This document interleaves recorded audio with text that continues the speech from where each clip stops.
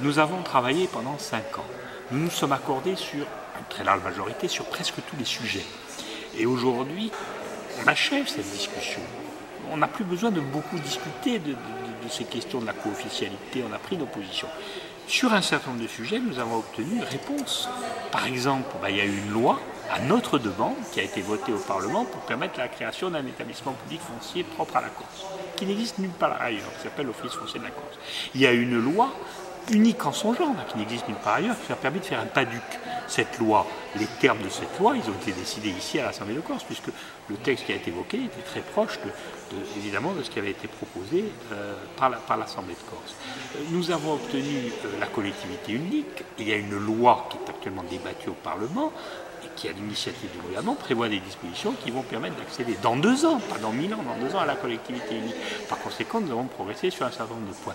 Nous n'avons pas progressé suffisamment sur les questions constitutionnelles qui sont très importantes à nos yeux et qui sont la co-officialité, qui sont notre autonomie fiscale. Nous avons par exemple échoué 2 fois, alors qu'on avait fait voter une loi 2 fois, le Conseil constitutionnel l'a retoqué 2 fois.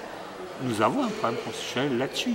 Nous avons eu également, pour le moment, une fin de non-recevoir sur la notion de co-officialité de la langue corse. Et nous avons d'autres choses, le statut de résident, en tout cas la réglementation d'accès au foncier pour les non-résidents, pose problème encore. Donc c'est ces questions-là que nous voulons voir progresser, puisqu'elles font l'objet d'un consensus de la représentation de la Corse. Franchement, des personnes détenues, on a énormément progressé. On avait 70 cas, on en a 5 à défendre aujourd'hui, c'est quand même considérable. L'amnistie, en tout cas l'apaisement, fera partie des sujets, c'est ce que nous disons dans cette déclaration. Il se trouve que chaque fois qu'une période de trouble et de violence s'est arrêtée, il y a toujours eu, dans tous les pays d'ailleurs, une amnistie à la fin. Le problème de la Corse, c'est qu'on l'a fait trop tôt l'amnistie, on l'a fait mal, et qu'on n'a jamais su le faire intelligemment pour que la violence politique en tout cas s'arrête. Aujourd'hui, elle s'est arrêtée sans qu'on ait demandé de contrepartie. Dire qu'on ne nous entend pas, sans doute, ça prendra du temps. Je vais vous donner un exemple très simple au plan national. Voyez-vous, le Conseil constitutionnel, il admet que l'Alsace est un statut de la laïcité qui n'a rien à voir avec le reste de la France. C'est-à-dire que sur une disposition fondamentale de la loi française, la République française est laïque, eh bien l'Alsace peut ne pas l'être. Elle a le droit. Alors, vous voyez bien que quand on veut, on peut. C'est juste une question, de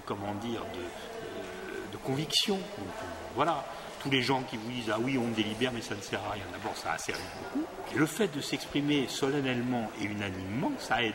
Nous savons très bien ce que nous voulons, c'est un programme très précis. C'est certainement pas l'indépendance de la Corse, mais certainement sur laquelle nous nous sommes accordés. C'est-à-dire qu'il y a des gens qui sont pas favorables à ça. Ça n'est certainement pas une révolution, parce qu'après tout, ce sont des choses assez simples et assez naturelles. Quand je demande qu'on ait autant d'autonomie par rapport à la manière d'être organisé sur certains points que l'Alsace, ce n'est quand même pas scandaleux. La situation est très différente de Matignon.